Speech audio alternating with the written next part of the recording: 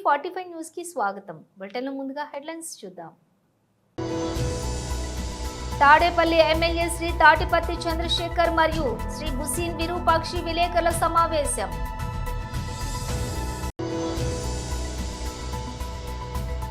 Nizamabad public meeting లో ముఖ్యమంత్రి రేవంత్ రెడ్డి.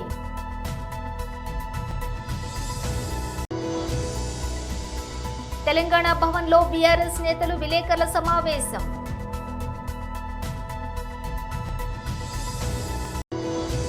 అభివృద్ధి ప్రాజెక్టులను ప్రారంభించిన ప్రధాని మోదీ పీఎం కిసాన్ సమ్మాన్ నిధి యొక్క 19వ విడతను విడుదల చేశారు. ఫిక్స్ అయిపోండి, ఏ 5 ఏళ్లు మీకు ప్రతిపక్ష హోదా రాదు, వైసీపీపై పవన్ ఘాటు వ్యాఖ్యలు. ఇక డీటెయిల్స్ చూస్తే తాడేపల్లి ఎమ్మెల్యే శ్రీ తాటిపత్తి చంద్రశేఖర్ మరియు శ్రీ బుసీన్ విరూపాక్షి విలేకరుల సమావేశం నిర్వహించారు. ఉంటదా అని ఎదురు చూసినటువంటి ప్రజలకి నిరాశే ఎదురైంది. ఏ ఒక్క అంశం కూడా స్పష్టత కనిపించలా. 6 హామీల ఊసే లేదు.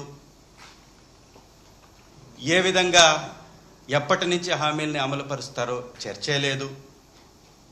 తనకి తనుగా పొగిడించుకోవటానికి చంద్రబాబు నాయుడు గారి ప్రభుత్వాన్ని పొగిడించుకోవడానికి వైఎస్ఆర్ కాంగ్రెస్ పార్టీ గత ప్రభుత్వం మీద నిందలు వేయడానికి మాత్రమే వారి ప్రసంగాన్ని ఉపయోగించుకున్నట్టుగా కనపడుతుంది. చంద్రబాబు నాయుడు గారు ప్రతిసారి పిట్టల కథలు చెప్తూ ప్రజల్ని పక్కదారి పట్టిస్తూ ఉంటాడు. ఈసారి ఇంకొక కొత్త పిట్టల కథ, పిట్టల దొరలాగా గవర్నర్ గారి ప్రసంగంలోనే చెప్పించినట్టుగా కనపడుతుంది. డబ్బున్నటువంటి వారిని 10% మనుషుల దగ్గర నుంచి, జనాభా దగ్గర నుంచి డబ్బును అడిగి తీసుకొని 20% పైగా ఉన్నటువంటి పేదవాళ్ళకి పంచి పేదవాడి తలసరి ఆదాయాన్ని 58 లక్షలకు పెంచుతానని పిట్టల దొర కథలు మాత్రం భలే చెప్పించాడు. ఇలాంటివన్నీ సత్యదూరం అని ప్రజలకు తెలుసు. ప్రజలు అసహించుకుంటారనేటటువంటి కనీస అవగాహన కూడా లేకుండా వారికి ఉన్నటువంటి మీడియా ఛానల్స్ ద్వారా విపరీత ప్రచారం చేయించుకోవడానికి చంద్రబాబు నాయుడు గారు ప్రతిసారి చెప్తూనే ఉంటారు, విజనరీ అని చెప్పించుకుంటూ కూడా ఉంటారు.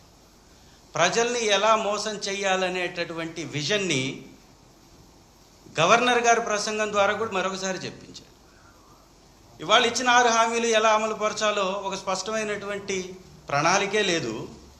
2047 గురించి మాట్లాడిస్తాడు.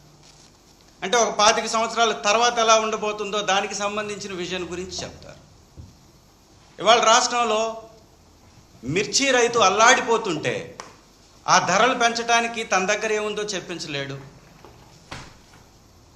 విద్యా వ్యవస్థ సర్వనాశనం అయిపోతుంటే కొడుకేమో ఇండియా పాకిస్తాన్ మ్యాచ్ చూడడానికి ఇంత కీలకమైనటువంటి బడ్జెట్ సమావేశాలు ఉన్నా కూడా, మంత్రివర్గ సమావేశం ఉన్నా కూడా సకల శాఖ మంత్రిగా ఉన్న లోకేష్ గారేమో దుబాయ్ ట్రిప్పులు కొట్టేస్తాడు.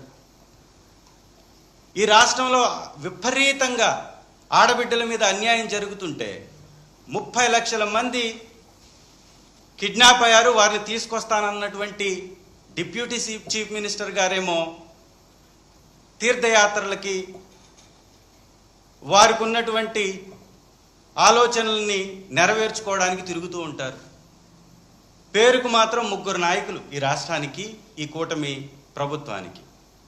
3లో ఎవరికన్నా చిత్తశుద్ధి ఉందా అంటే ఒక్కరికి చిత్తశుద్ధి కనపడదు, ఒక్కరికి ప్రజలపై ప్రేమ కనపడదు, ఒక్కరికి పథకంపై బాధ్యత అనిపించదు. ఈ పిట్టల ద్వారా కథలు మాత్రం భలే చెప్తూ ఉంటారు. అసలు సాధ్యపడుతుందా? ఒక మనిషికి తలసరి ఆదాయం 58 లక్షలకి పెంచే ప్రభుత్వం వారి విధానాలు ఏదో చెప్పాలా లేదా? నిజామాబాద్ పబ్లిక్ మీటింగ్ లోని ముఖ్యమంత్రి రేవంత్ రెడ్డి పాల్గొన్నారు. ఈరోజు పట్టభద్రుల శాసన మండలి ఎన్నికల సందర్భంగా నిజామాబాద్ జిల్లా కేంద్రంలో తెలంగాణ కాంగ్రెస్ పార్టీ అధ్యక్షులు మహేష్ కుమార్ గౌడ్ గారి నాయకత్వంలో నరేందర్ రెడ్డి గారిని గెలిపించడానికి పట్టభద్రుల సమావేశాన్ని ఏర్పాటు చేసి ఈ సమావేశంలో నాతో పాటు మిత్రులు మంత్రివర్యులు శ్రీధర్ బాబు గారిని, మిత్రులు మంత్రివర్యులు జూపల్లి కృష్ణారావు గారిని, అదేవిధంగా పెద్దలు సుదర్శన్ రెడ్డి గారిని, భూపత్ రెడ్డి గారిని, మాజీ మంత్రివర్యులు మొహమ్మద్ అలీ షబ్బీర్ గారిని, మదన్ మోహన్ రావు గారిని,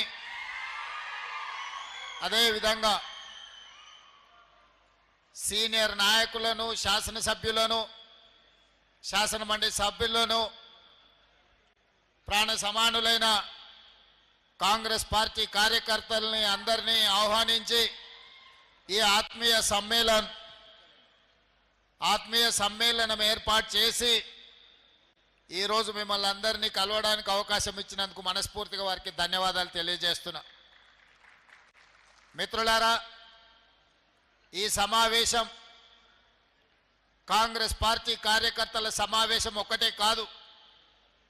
ఈ సమావేశం 4 కోట్ల తెలంగాణ ప్రజల యొక్క ఆలోచనలతో ఎన్నికైన ప్రజాప్రభుత్వం గత 15 నెలలుగా తీసుకున్న నిర్ణయాలు, పట్టభద్రులకు, నిరుద్యోగ యువకులకు ఉద్యోగ ఉపాధి అవకాశాలు కల్పించిన విధానం మీద ఈరోజు మనం చర్చించుకోవడానికి ఇక్కడ మనందరం సమావేశమైనాం. ఇవాళ నరేందర్ రెడ్డి గారిని కాంగ్రెస్ పార్టీ శాసనమండలి సభ్యుడిగా ఎన్నికల బరిలో దించింది అనంటే గతంలో ఈ స్థానానికి పెద్దలు జీవన్ రెడ్డి గారు ప్రాతినిధ్యం వహించారు.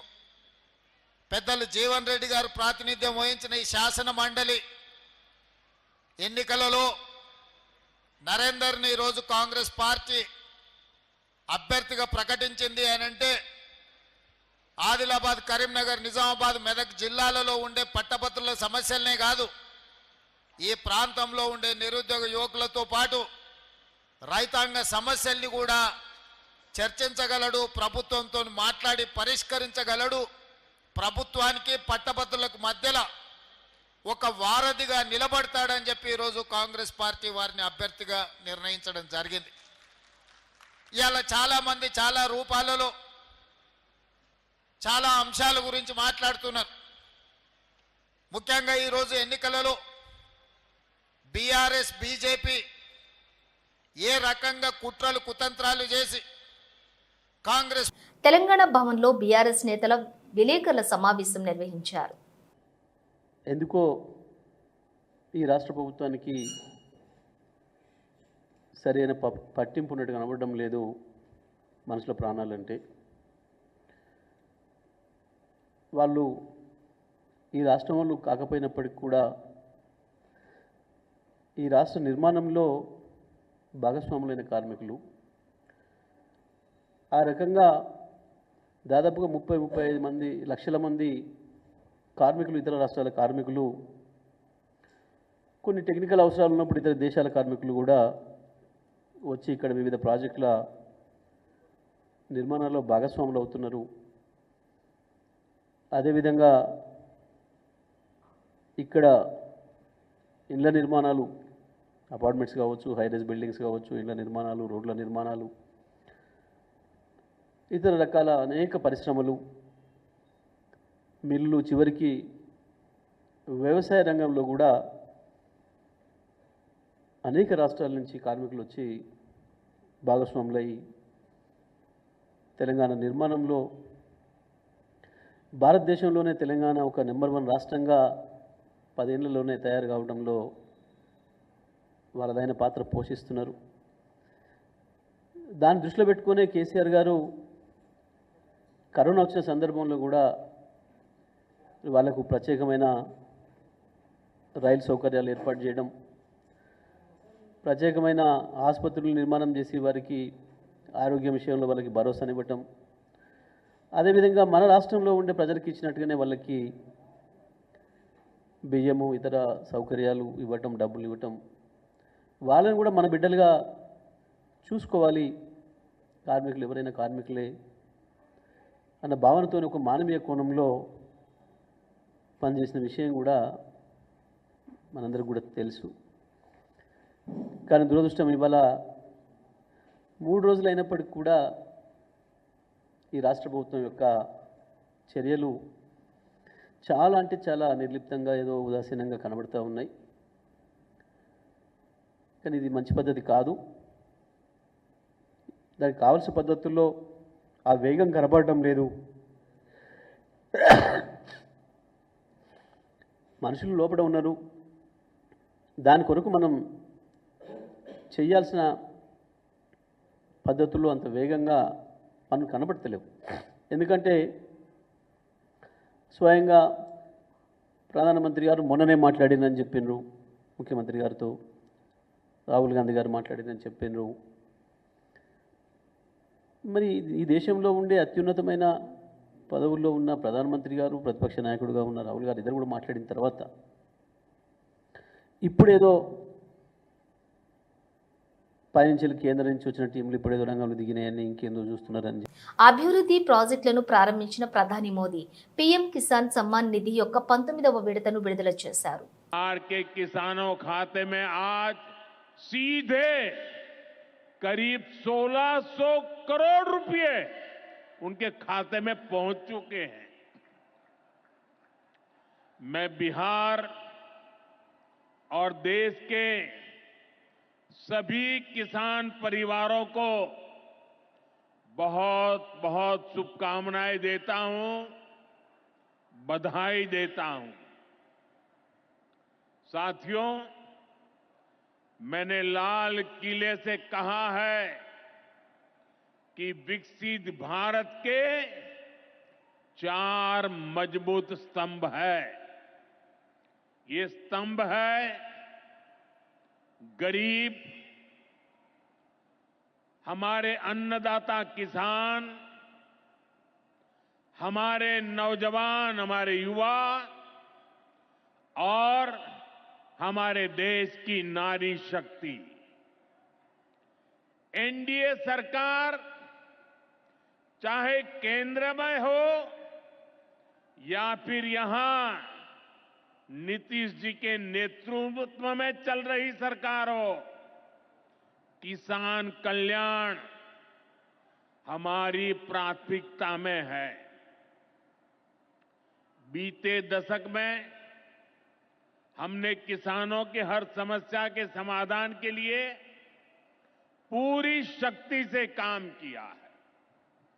किसान को खेती के लिए अच्छे बीज चाहिए, पर्याप्त और सस्ती खाद चाहिए, किसानों को सिंचाई की सुविधा चाहिए, पशुओं का बीमारी से बचाव चाहिए और आपदा के समय नुकसान से सुरक्षा चाहिए.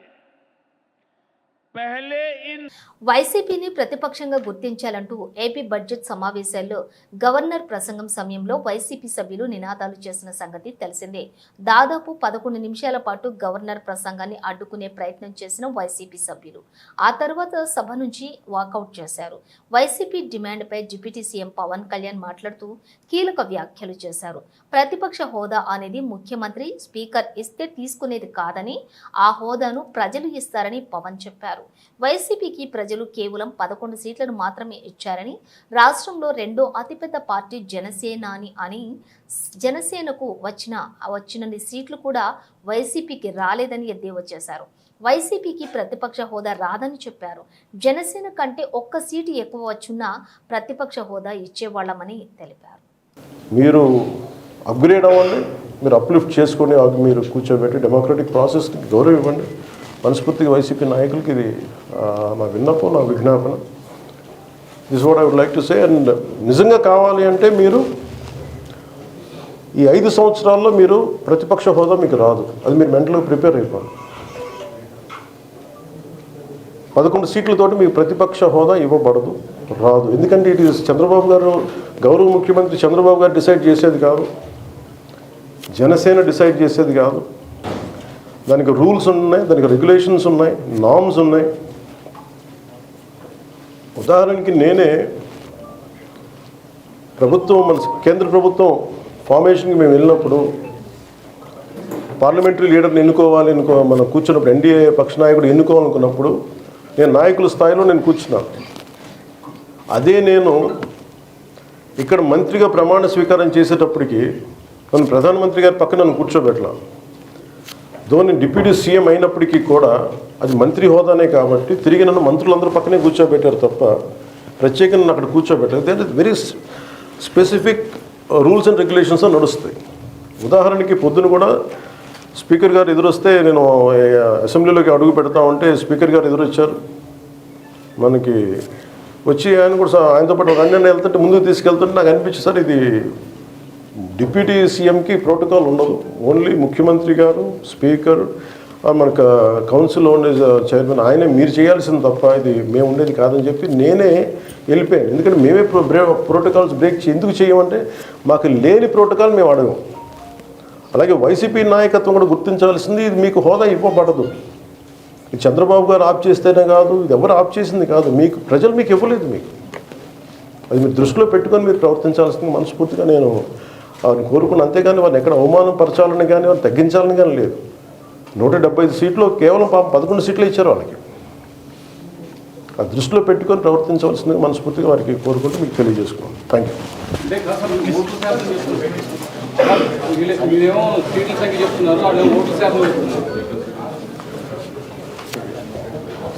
ఫస్ట్ అప్పుడు ఏం చేయాలంటే సార్, అప్పుడు జర్మనీకి వెళ్ళిపోవాలి. జర్మనీలో ఏంటంటేనండి, నేను జర్మనీ రిజల్ట్స్ కూడా ఇది వచ్చినాయి చూస్తూ ఉన్నాను. ఎలక్షన్స్లో 25% వచ్చిన హైయెస్ట్ పర్సంటేజ్ ఆఫ్ వచ్చిన ఓటుకి ఇన్ని ఎంపీస్, ఇంత అసెంబ్లీ స్థానాలు ఉంటాయి వాళ్ళకి. 5% మించి తక్కువ వస్తే 5% ఓట్లు మిగతా వాళ్ళు పంచుకుంటారు. మనకు అలాంటి బెనిఫిట్ మనకు లేదు కాబట్టి మన రాజ్యాంగంలో లేదు. వాళ్ళు మంకుపట్టు పడితే they are free to go to Germany. Thank you. ఈ రోజు నేచురల్ స్టార్ నాని పుట్టినరోజు సందర్భంగా ఆయన హీరోగా నటిస్తున్న కొత్త సినిమా హిట్ 3 టీజర్ ను మేకర్స్ రిలీజ్ చేశారు. నాని సరసన శ్రీనిధి శెట్టి హీరోయిన్ గా నటిస్తున్న ఈ క్రైమ్ థ్రిల్లర్ మే 1న విడుదల కానుంది. తాజాగా విడుదలైన టీజర్ లో ఊహించని షాక్ ను బోలెడిచ్చారు. శ్రీనగర్ నేపథ్యంలోని ఈ కథ ఉంటుందని టీజర్ చూస్తే తెలుస్తోంది. అక్కడ జరిగే వరుస హత్యలు, పోలీస్ ఆఫీసర్ అర్జున్ సర్కార్ వాటిని ఎలా ఛేదించేవాడు అనే కోణంలో ఈ సినిమా ఉండనుంది. ఊర మాస్ పోలీస్ గా నాని భయంకరంగా ఉన్నాడు. రావు రమేష్ లాంటి ఒకరిద్దరిని తప్ప ఇతర పాత్రధారులను రివీల్ చేయకుండా టీజర్ కట్ చేశారు. మిక్కీ జే మేయర్ బీజిఎం మరో స్థాయిలో ఉంది. మొత్తానికి హిట్ 3 ద థర్డ్ కేస్ ఆషామాషిగా ఉండదని మాత్రం అర్థమైపోయింది. దసరా సినిమా కంటే చాలా తక్కువగా అనిపించే స్థాయిలో హిట్ 3 విజువల్స్ ఒళ్ళు గగ్గురు పొడిచేలా ఉన్నాయి. హిట్ యూనివర్సల్లోని భాగంగా దర్శకుడు శైలేష్ కోలన్ మరోసారి మోస్ట్ వయోలెంట్ కథతోటి వస్తున్నారు. కామారెడ్డి జిల్లా బీజేపీ పార్టీ ఆఫీసులో బీజేపీ జాతీయ ఉపాధ్యక్షులు డీకే అరుణ ప్రెస్ మీట్ నిర్వహించారు. తదుపరి కామారెడ్డి జిల్లా బార్ అసోసియేషన్ అలాగే జిల్లా కేంద్ర గ్రంథాలయాన్ని సందర్శించారు. కాంగ్రెస్ పార్టీ ముఖ్యమంత్రి గాని వారి మంత్రులు గాని నాయకులు గాని ఇటువంటి పాలన దేశంలో ఎక్కడ లేదు. మేము మోడల్ తెలంగాణ భారతదేశానికి మోడల్ వాళ్ళ పాలన అని చెప్తారు. అంటే వాళ్ళ మోడల్ ఏంది? ఇచ్చిన మాటలు నెరవేర్చకుండా ప్రజల్ని మోసం చేయడమే కాంగ్రెస్ పార్టీ యొక్క మోడల్.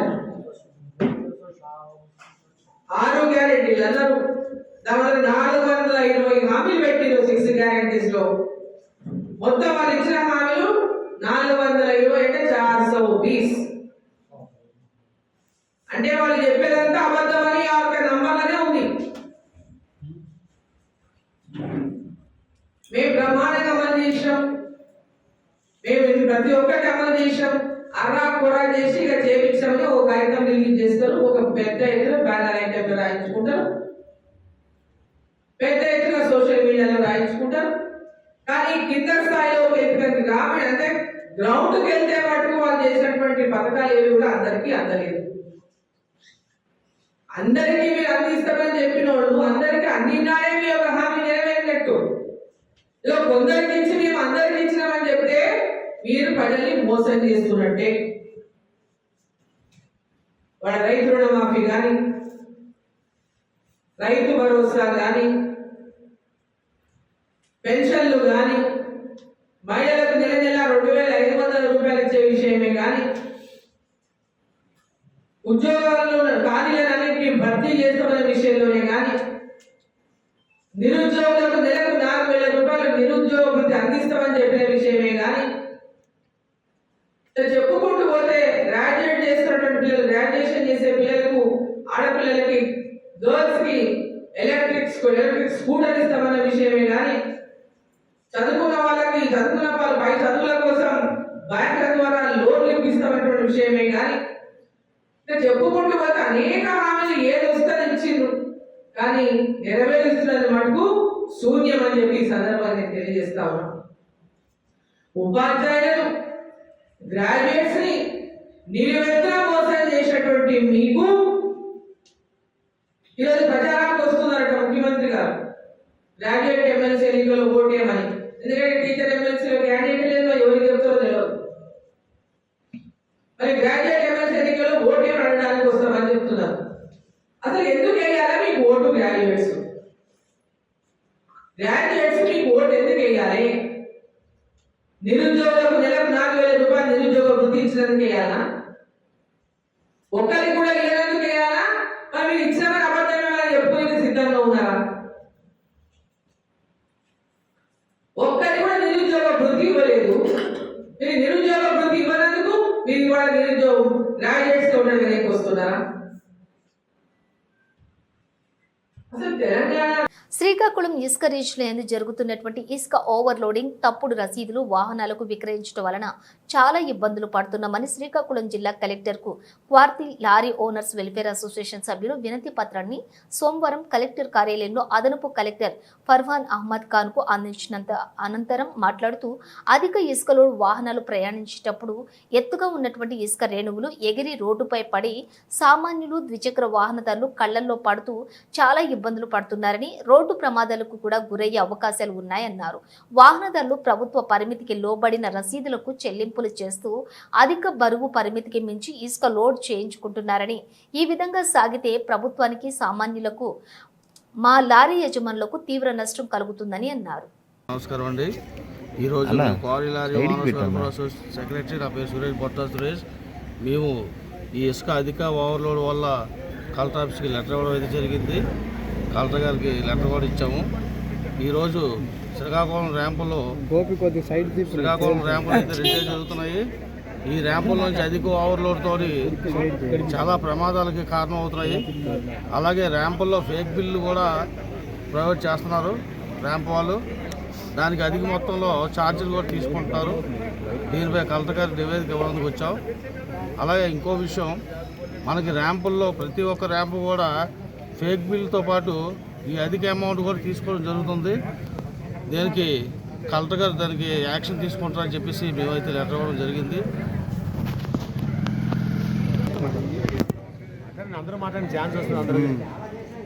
నా పేరు ఎంఎస్ఎన్ రాజు, వైజాగ్ క్వారీలర్ అసోసియేషన్ సభ్యుని. ఈరోజు ప్రధానంగా ఇసుక సమస్య మీద జాయింట్ కలెక్టర్ గారు కలవడానికి వచ్చాము. వైజాగ్ అసోసియేషన్ మొత్తం అంతా ఈ ర్యాంపుల్లో కూడా అధిక ధరలు వసూలు చేయడం, అలాగే ఓవర్లోడ్ పరిమితి మించి చాలా ఎక్కువ వేస్తున్నారు. దీనివల్ల ప్రమాదాలు అయినా ఉన్నాయండి. నెక్స్ట్ వినియోగదారులకు ఏదో తక్కువ ధరకే ఇసుక సప్లై చేస్తామని చెప్పేసి ప్రభుత్వం చెప్పింది, కానీ బయట విచ్చలవిడిగా లోడింగ్ అవుతుందండి. దాన్ని ఏ అధికారులు కానీ ఏ నాయకులు కానీ కట్టడి చేయలేదు. దానివల్ల ఇప్పుడు మేము రీచ్లకు వెళ్ళి మా దగ్గర ఎక్కువ ధర వసూలు చేస్తున్నారు. బయట చాలామంది ట్రాక్టర్ల దగ్గర అవనియండి, చిన్న చిన్న వెహికల్స్ దగ్గర కొనేసి వాళ్ళు తీసుకొచ్చి వైజాగ్ పంపుతున్నారు. వాళ్ళకి ఇక్కడ తక్కువ ధరకే ఇసుక వస్తుంది. మేము రీచ్ల్లో ఏదైతే గవర్నమెంట్ అలౌట్ చేసిన రీచ్ల్లో మాకు ఎక్కువ ధర తీసుకుంటున్నారు. దానివల్ల మేము అన్యాయం అయిపోతున్నాం. బులెటిన్ ముగించే ముందు హెడ్లైన్స్ మరోసారి. తాడేపల్లి ఎమ్మెల్యే శ్రీ తాటిపత్తి చంద్రశేఖర్ మరియు శ్రీ హుసీన్ విరూపాక్షి విలేకరుల సమావేశం.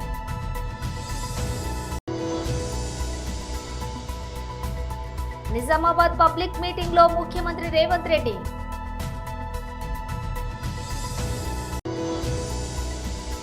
తెలంగాణ భవన్ లో బీఆర్ఎస్ నేతలు విలేకరుల సమావేశం.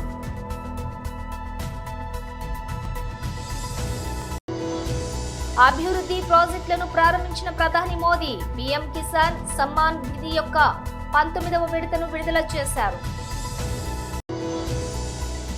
ఫిక్స్ అయిపోండి, ఏ 5 ఏళ్లు మీకు ప్రతిపక్ష హోదా రాదు. వైసీపీపై పవన్ ఘాటు వ్యాఖ్యలు. ఇవి బులెటిన్ విశేషాలు. మరో బులెటిన్తో మళ్ళీ కలుద్దాం.